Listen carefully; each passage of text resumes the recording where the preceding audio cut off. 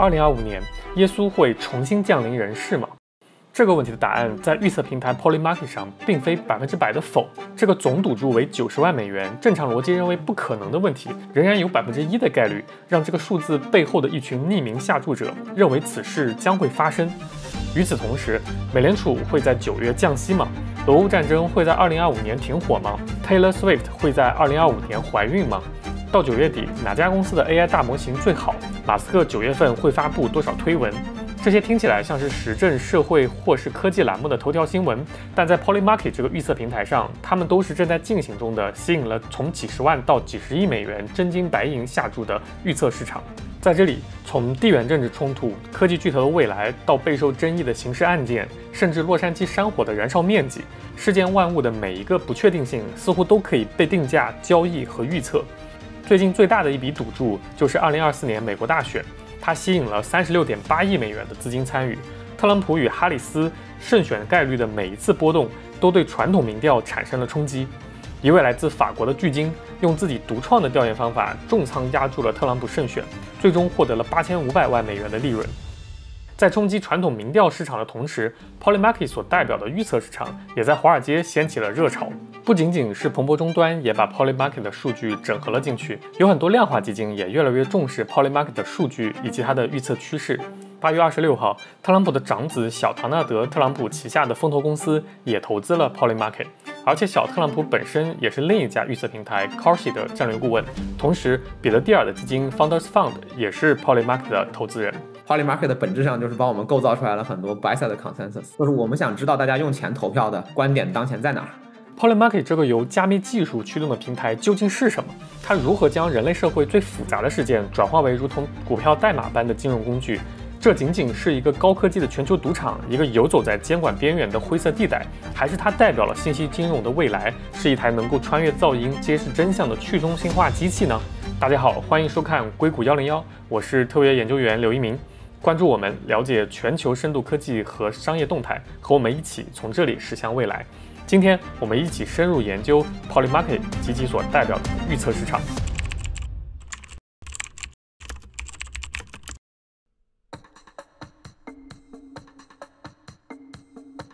要理解 Polymarket 的颠覆性所在，首先必须抛开我们对传统赌场的概念。Polymarket 与传统博彩业有着本质的不同，它更像是一个为现实世界、万千世界所开设的全天候交易的股票市场。我们先给完全不了解 Polymarket 的朋友简单说一下 Polymarket 到底是长成什么样子的。当你点开 Polymarket 的网页，你会看到各种各样的可以投注的主题，也可以说是赌注 bet。每个主题可以押注的地方都是一个市场。比如说，这个美联储将在9月做出决定，它列出了4种可能性：利率下降25个基点，利率保持不变，利率下降50个基点以上，利率上升25个基点以上。你可以投注这4种可能性 ，yes 或者 no， 这就是一个预测市场。你可以下注10美元，也可以下注100万美元。像这个赌注总交易量就已经有5300多万美元了。当然，如果你在一些总池子不大的赌注里一次性下注过大，就会直接影响赔率了。你会发现 Polymarket 的运作逻辑被巧妙地设计成了一套类似股票交易的市场。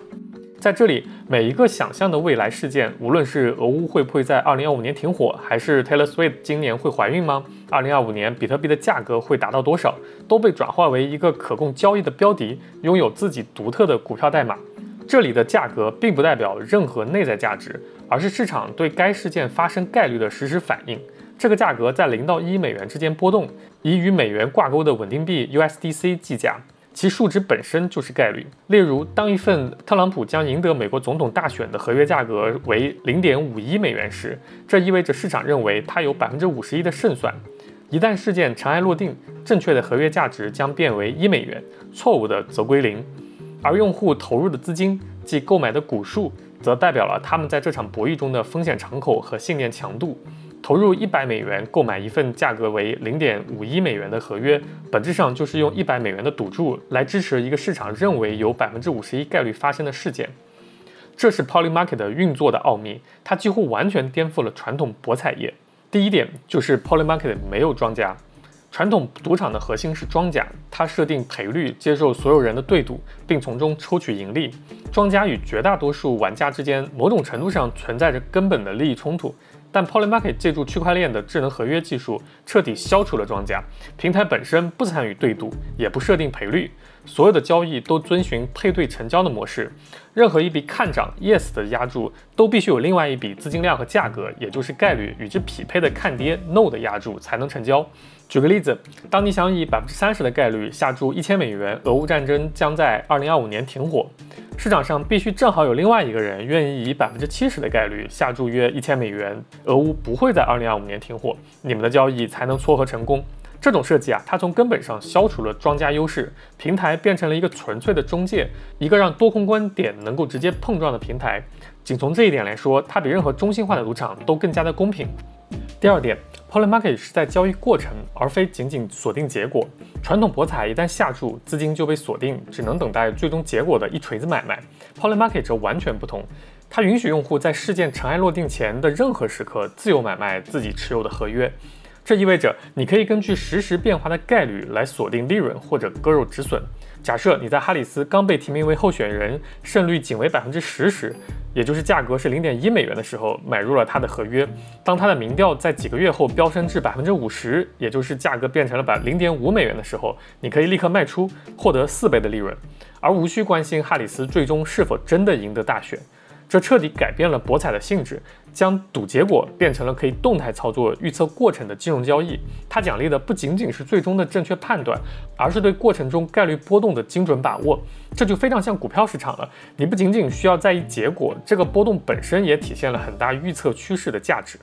第三点 ，Polymarket 会奖励流动性，这就又跟二级市场很像。我们知道二级市场的一大优势就是流动性很好，它不像是一级市场或者是房地产市场，这些市场里无论是一级市场的创业公司股权还是房产，都很难快速交易。但股票市场有着非常强的流动性。为了确保市场的活跃度 ，Polymarket 甚至会倒贴钱，平台会为那些在当前市场价格附近挂出买单和卖单的用户提供流动性的奖励。一方面，这与传统市场抽水的做法形成了鲜明对比；另一方面，这种机制激励了用户，为市场流动性提供了深度，确保更多交易可以顺畅进行。它将平台的利益与用户的利益捆绑在一起，共同做大整个市场的蛋糕。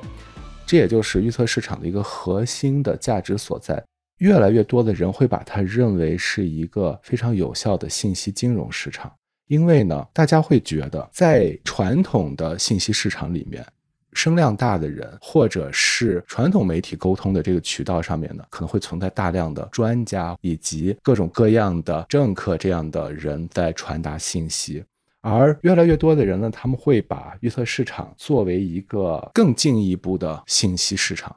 大家拿钱来赌真实的可信的信息，前提是在有效市场理论假设下，有效的市场会用金钱给赌出来。所以呢，很多人会把预测市场视为未来有价值的一个信息中枢。当然，这台看似精密的预测机器并非没有瑕疵，去中心化也带来了最棘手的难题——裁决困境。当一个事件的结果客观明确，比如说美国大选的胜负，或者是一场球赛的比分，系统可以顺利结算，几乎没有什么争议。但当结果的定义本身变得模糊不清，或者说对事实的认定存在争议的时候，问题就出现了。Polymarket 将这类棘手的争议交给一个名为 UMA 的去中心化预言机来裁决。UMA 代币的持有者可以通过质押代币进行投票，以少数服从多数的原则来决定一个事件的真相。然而，这个看似不错的机制在实践中还是引发了多次激烈的争议。比如说一类 bet 是什么？谁家的模型会在什么某个榜上搜它，对吧？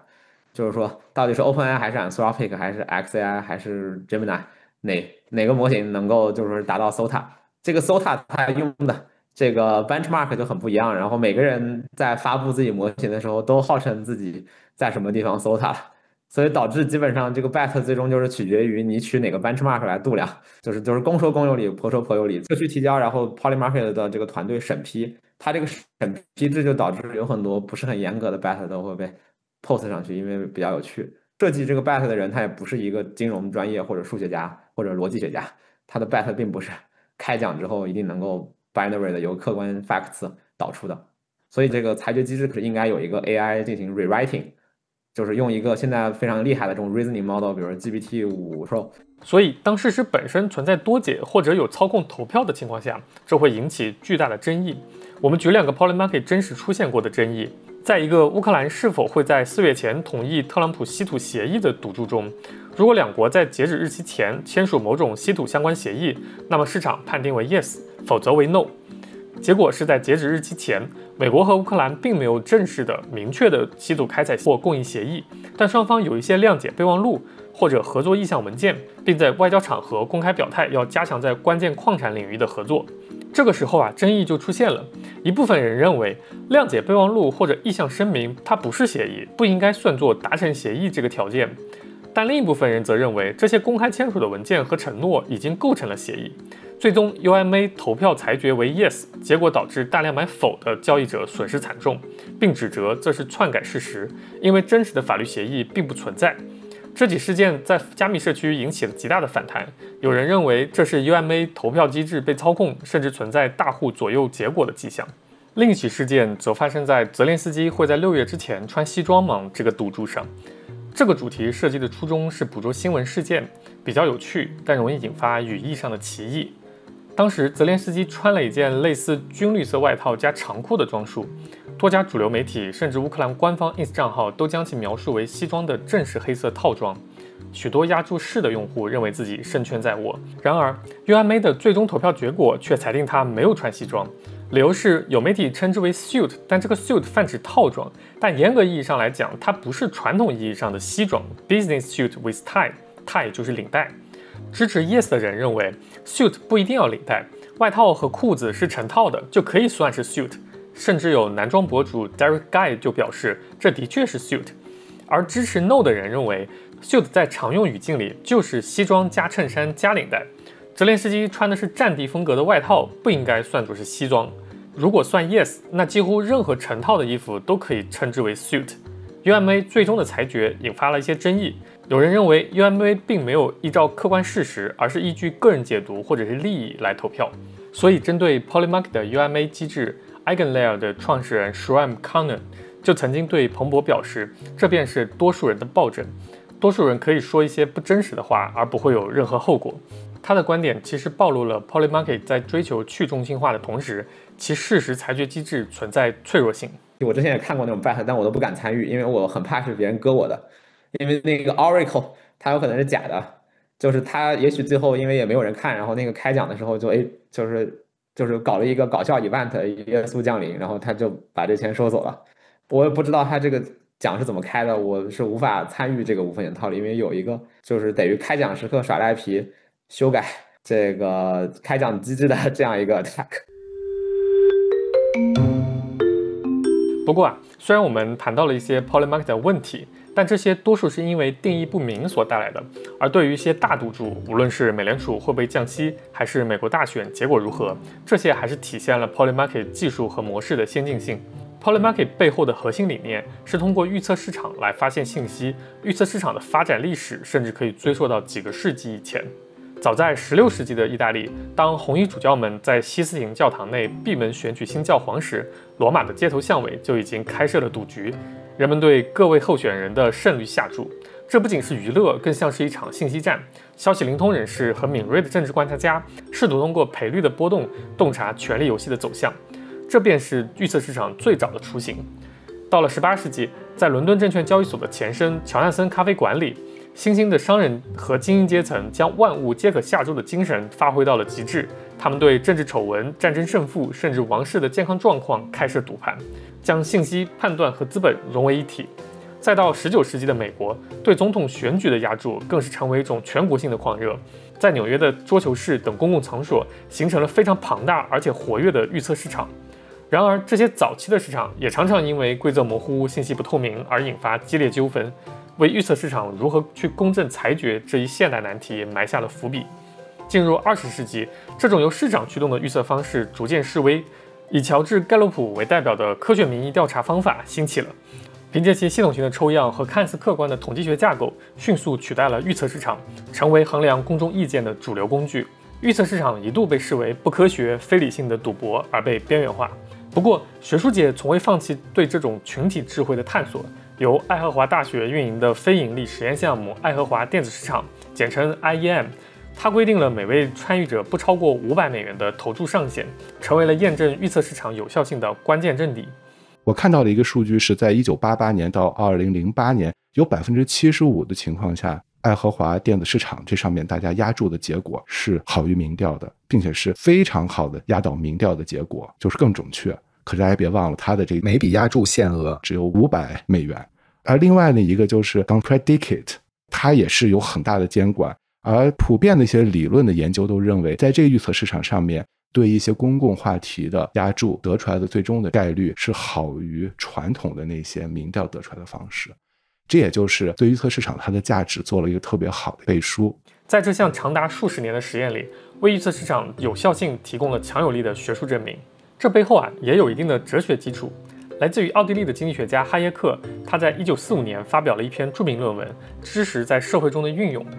他指出社会中最重要的知识并非科学真理，而是分散在无数个个体头脑中的关于特定时间和地点的零碎的局部知识。这些知识无法被任何中央计划者，无论是政府还是民调机构所掌握。哈耶克认为，价格是聚拢这些分散知识的唯一有效机制，而 Polymarket 正是哈耶克的这个理论的一种应用。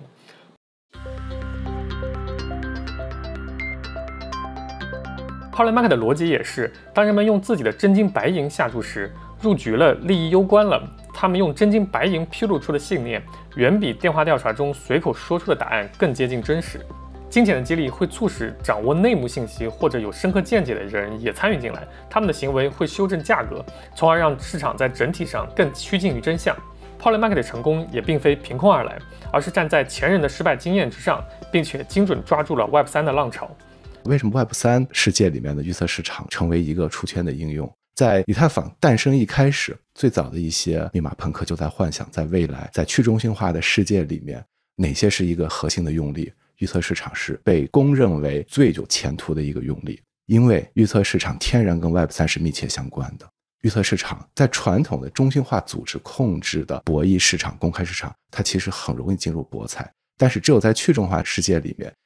在借助于哈耶克之前的一些关于公开市场的理论基础，其实天然是可以组建一个各方充分博弈，没有第三者或者没有中间人左右的一个开放市场。而在这里面呢，如果再引入智能合约的概念，可以让一个未来不确定的事件的预测成为一个合约，当有一个存在的确定的结果，对这个合约在进行一定的判断的时候，这合约可以自动的完成对赢者进行奖励的交付。所以在最早的智能合约的用例里面，预测市场就是一个被频繁提及的用例。但是很可惜，预测市场从16、17年被提及成为 Web3 最有潜力的用例，直到今天过去了7、8年，才真正看到一个出圈的东西。2018年，也就是在 Polymarket 成立的2年前，以太坊上第一个主要的去中心化预测产品 Augur 诞生。它承载了早期加密爱好者对一个无需许可审查的信息市场的全部幻想。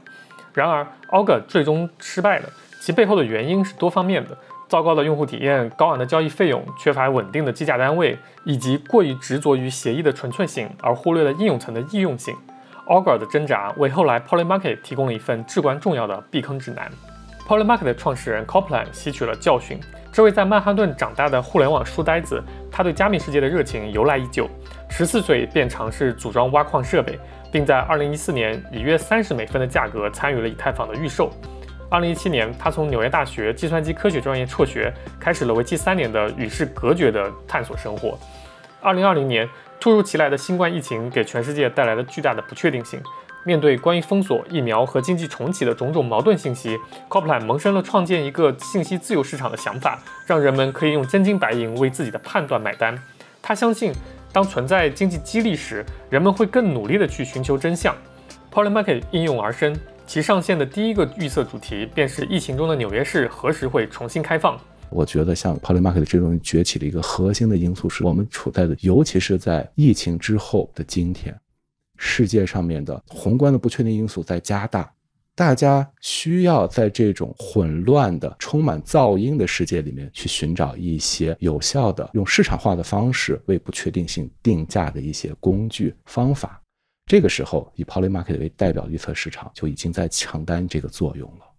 所以我会把这种宏观条件下产生的需求和这种推动因素视为 Polymarket 获得今天的成功的一个必要的推动力。Copland 也吸取了前辈 Augur 的教训，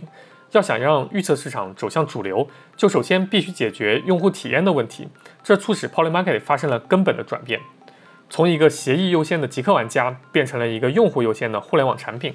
可以说 Copland 做的一个关键决策就是没有使用波动剧烈的原生代币，而是将平台完全建立在与美元1:1挂钩的稳定币 USDC 上。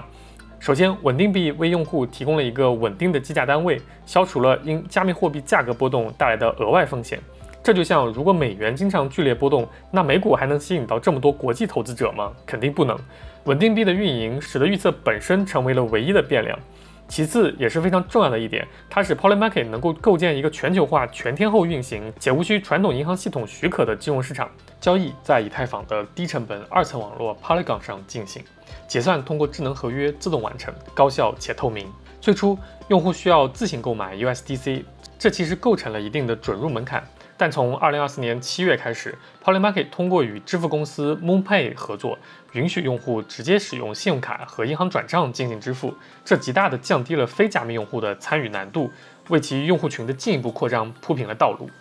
凭借创新的模式和对热点事件的敏锐捕捉 ，Polymarket 的增长势如破竹。平台于2020年成立，到2024年，其全年交易量达到了约90亿美元，其中11月因为美国大选热潮，交易额高达26亿美元。2025年上半年交易量就已经达到了60亿美元，其惊人的增长潜力吸引了硅谷顶级的投资者，包括彼得蒂尔的 Founders Fund 和以太坊联合创始人布特林，总融资额超过了7400万美元。Polymarket 即将完成新一轮2亿美元的融资，其估值已经突破了10亿美元。不过 Polymarket 的这种惊人增长也伴随着巨大的法律风险。在美国，因为担心影响选举结果，所以对选举进行押注是被禁止的。2022年，美国商品期货交易委员会 CFTC 以未经注册运营事件型2元期权为由，对 Polymarket 处以了140万美元的罚款，并责令其停止在美国的服务。尽管有此禁令根据网络分析平台 Samilia Web 的数据，预估 Polymarket 网站的第一流量来源还是美国，占到了 25.88%。用户很可能是通过 VPN 等工具绕过了地理封锁。在被逐出美国市场后， Polymarket 并未放弃回归，它正在尝试一条迂回的道路。2025年 ，Polymarket 宣布斥资1.12亿美元收购了一家名为 QCX 的持有 CFTC 牌照的小型衍生品交易所。与此同时，随着特朗普政府对加密货币行业展现出更友好的姿态，美国司法部和 CFTC 也相继结束了对 Polymarket 的调查。这一系列操作为 Polymarket 的合法回归扫清了障碍。Copland 曾多次强调平台的优势，他说 Polymarket 将互联网上的争吵转变为一个市场，在这里预测正确的人会获得回报。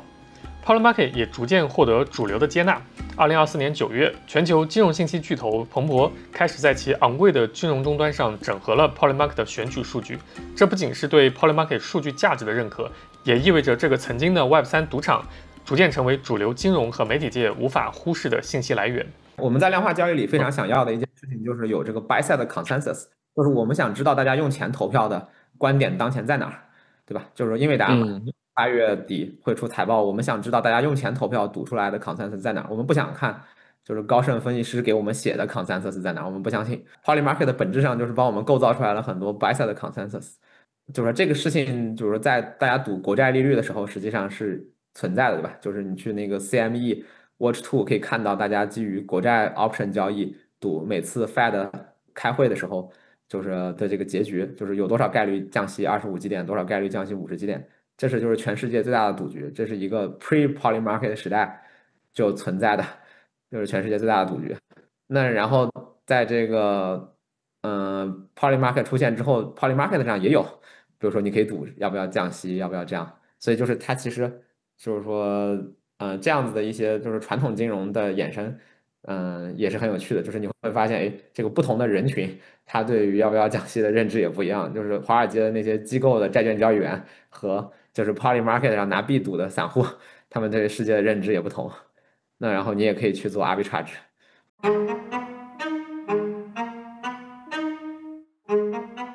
如果说 Polymarket 是一片海洋，那些拥有巨额资金的玩家就是能够掀起波澜甚至改变潮汐方向的力量。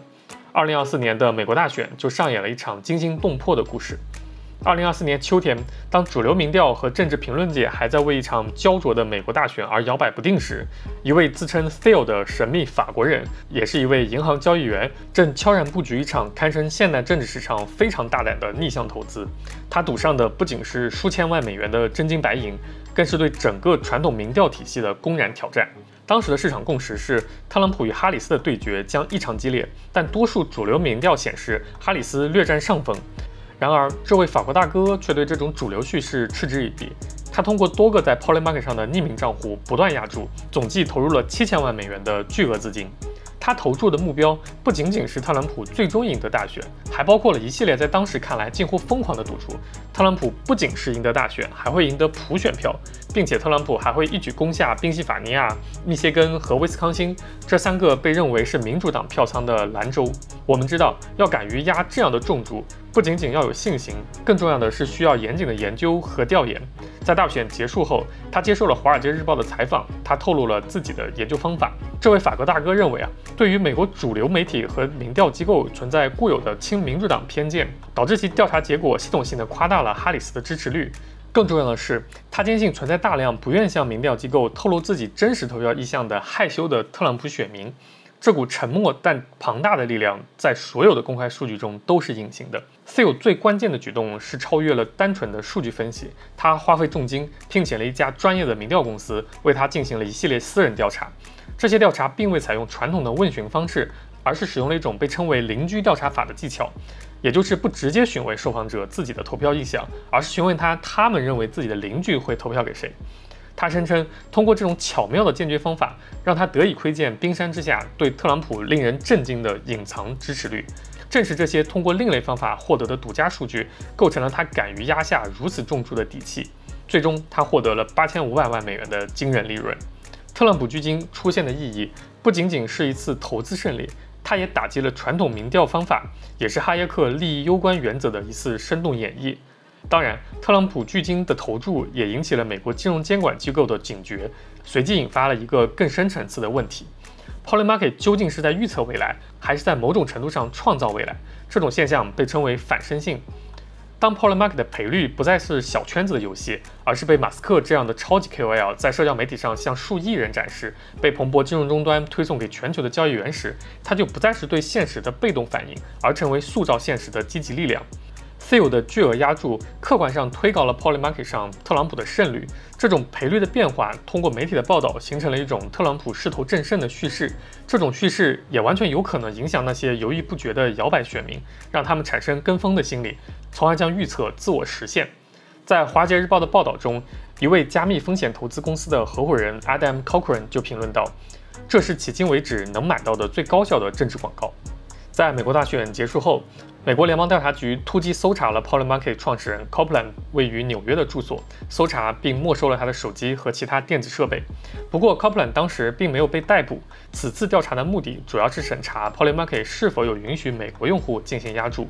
当然 Copeland 也反击说，这是拜登政府对其预测特朗普胜选的一种报复性打压。而那位押注特朗普获胜的神秘巨鲸也出来接受《华尔街日报》的采访，说他并非在试图操纵美国大选，我的目的只是赚钱。在我看来，最大的实际问题是会操纵选举吧，尤其操纵一些地方选举，以及就是说会leak地方选举，甚至可能是会让美国本来不一定 fair 的地方选举更容易展露民意，这些可能都不一定是国家想要的。那对于美国来说，就是说也许本来在某些地方某些党派它能够必胜，但是你这个 bet 呀什么的，就是其实是会改变大家看法，大家就会 follow， 就是大家有从众心理嘛，看到这个 bet 这么发生，可能会反过来修改大家投票的时候的想法，所以就是说这个可能是我觉得从政治上就是 shady 的一点，因为其他的比如体育的 bet 呀什么的，在有 Polymarket 之前也已经出现了，对吧？也有很大的这个就是什么这种 fantasy football 的呢，这些对吧 ？DraftKings 这种巨型的 mega business 每年在 print money on 这个 sports betting， 然后就是如果你去 Vegas 的话，也可以做各种各样的 sports betting 和类似的这种 event contract。所以我觉得监管其实是并不是说对于 event contract 或者 binary option 这件事情有疑虑，而是说对比如说政治的 contract 肯定是会有疑虑的。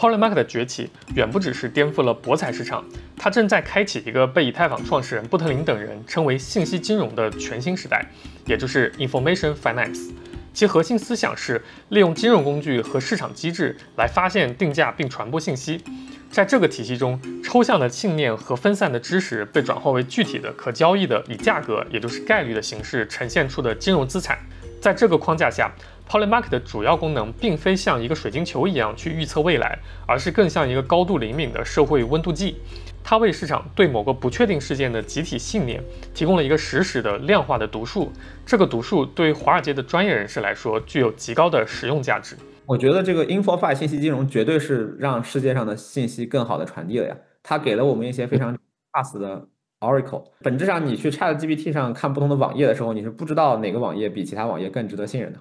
然后你也不知道大家对于一个未来事件的 consensus 是怎么 shape 的，对吧？你就只能看一些媒体啊，什么比如说什么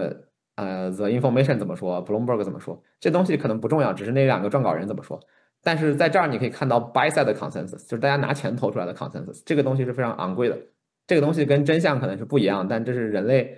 就是在钱足够大的情况下，还是渐进的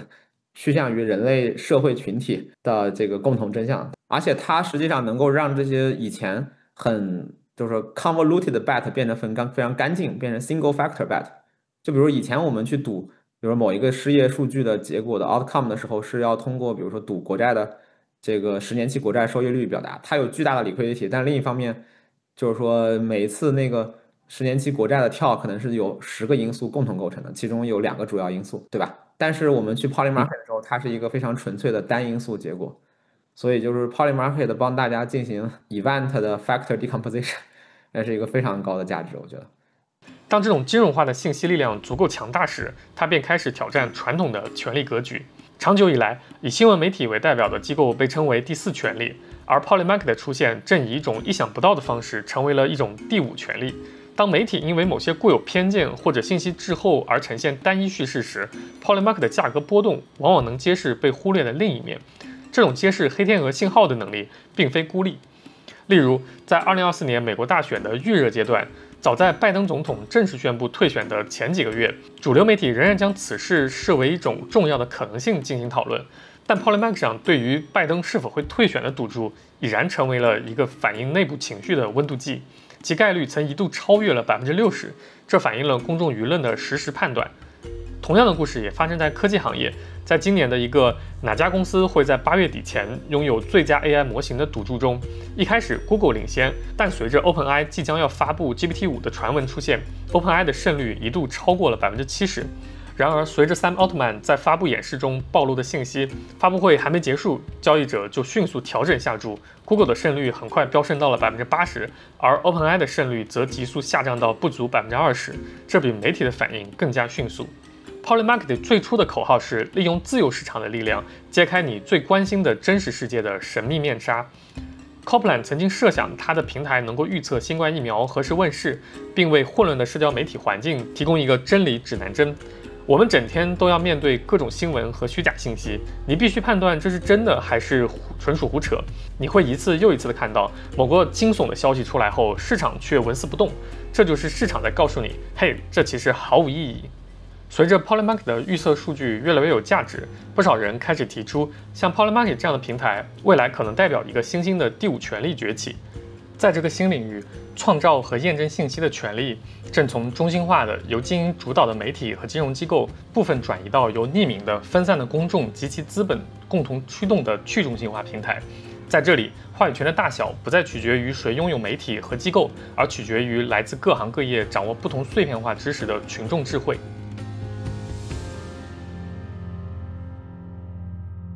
Polymarket 的成功并非偶然，它是 Web3 基础设施日趋成熟，以及一个充满不确定性的社会对预测的极度渴求，再加上 Polymarket 团队本身出色的产品和运营执行能力三者结合的产物。当这个曾经的加密圈实验，其预测数据竟然能呈现在蓬勃金融终端上时，我们必须承认，一个关于信息、权力和资本的新时代已然来临。它所开启的信息金融 Information Finance承诺用真金白银的利益攸关原则来穿透媒体偏见和舆论噪音，期待得出最接近真实的概率。然而，这台机器的核心悖论也日益凸显。Polymarket 最大的优势，其去中心化、抗审查以及反映原始信念的能力，同时也是其最大的弱点来源。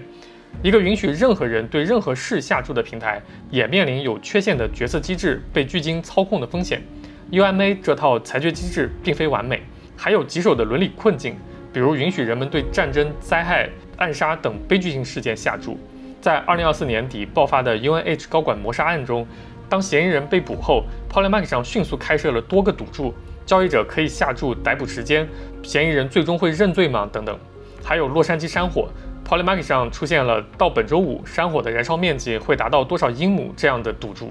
以及2023年泰坦号潜水器悲剧中 ，Polymarket 也有对搜救结果进行下注的赌局。当然，更具争议的则是对俄乌战争的赌注。在 Polymarket 上有很多关于某座城市是否会在某个日期前被乌克兰收复，或者是俄罗斯是否会在某个日期前攻占哪里的赌注。比如这个赌注，它的判断条件就是根据 ISW 的地图，如果俄罗斯在美国东部时间2025年8月31号晚上11点59分之前占领库皮扬斯克的一个火车站，则该赌注则判定为 yes。批评者认为，将他人的苦难金融化变成一场资本游戏，这挑战了人类社会的伦理底线。Polymarket 向我们抛出了一个这个时代最尖锐的问题：当一切皆可定价，当信念、观念甚至悲剧都可以被量化为合约代码时，我们是获得了一个更高效发现真相的工具，还是打开了一个资本可以定义一切的潘多拉魔盒？好了，这就是我们这期硅谷101的深度视频。你怎么看 Polymarket 和信息金融？请在评论区告诉我们。你们的关注、点赞、留言和转发是支持我们硅谷101做好深度科技和商业内容的最佳动力。我是特约研究员刘一鸣，我们下期再见。